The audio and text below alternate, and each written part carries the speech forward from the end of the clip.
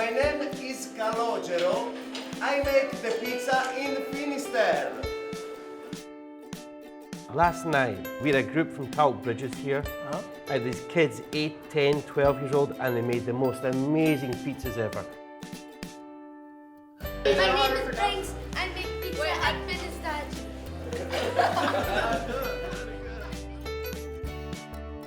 My name is Owen. I make pizza at Finisterre.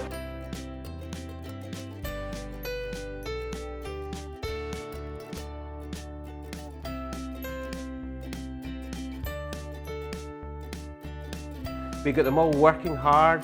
They were all making their own pizzas. There was 25 of them. There was flour everywhere. And the great thing was all the adults were all sitting, having coffee and drinking a glass of wine on their own. And they just had a nice relaxing time where I got all the kids working hard.